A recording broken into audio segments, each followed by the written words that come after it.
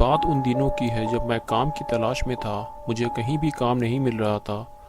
फिर मुझे एक पिज़्ज़ा शॉप में पिज़्ज़ा डिलीवर करने का काम मिल गया। मेरी सैलरी तो काफ़ी कम थी, लेकिन मेरे बॉस ने मुझे बताया था कि तुम अगर कुछ घंटे एक्स्ट्रा काम करोगे तो तुम और भी ज़्यादा पैसे कमा सकते हो, और जो टिप मिलेगी वो अलग। तो मैं काफ़ी खुश था। मेरी जॉब सुबह 10 बजे से शाम 6 बजे की थी, लेकिन मैं रात 10 बजे तक पिज़्ज़ा डिलीवर करता था।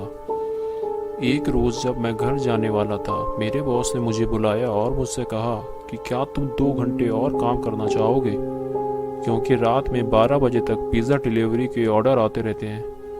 तुम थोड़ा और पैसा कमा सकते हो। तो मैंने हाँ कर दिया।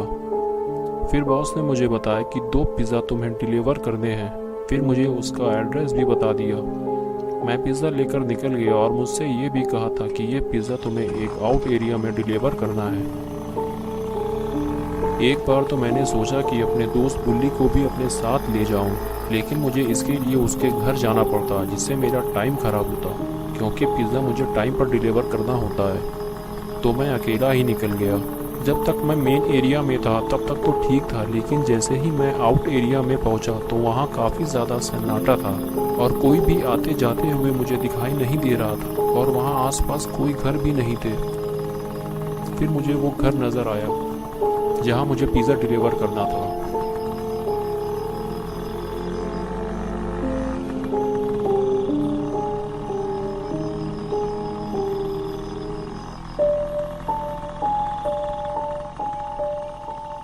वहां पहुंचकर मैंने स्कूटर रोका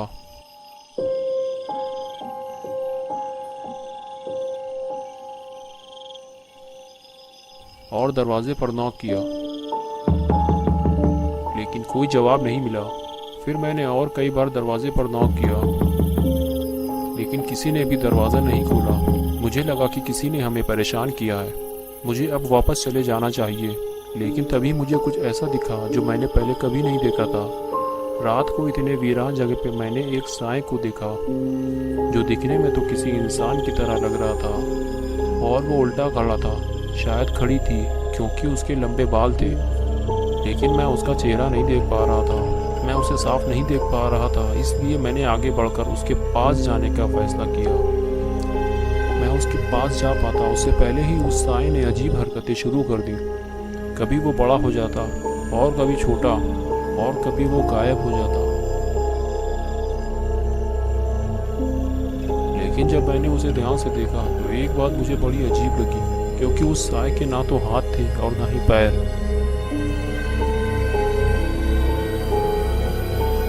मैं बस उसे देखे ही जा रहा था कि अचानक वो मेरी तरफ पलटी। तब मैंने उसका चेहरा देखा तो समझ में आया कि वो एक चुड़ैल है।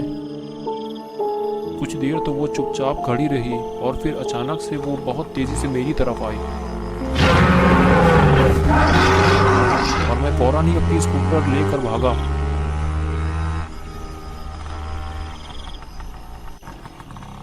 मैंने उसे कई बार पीछे पलट के भी देखा, लेकिन वो मुझे दिखाई नहीं दी, और फिर कभी भी मैंने पिज़्ज़ा डिलीवर नहीं किया। मैंने वो काम ही छोड़ दिया था, क्योंकि मैं नहीं चाहता था कि फिर से वो चुड़ैल मुझे कभी दिखाई दे।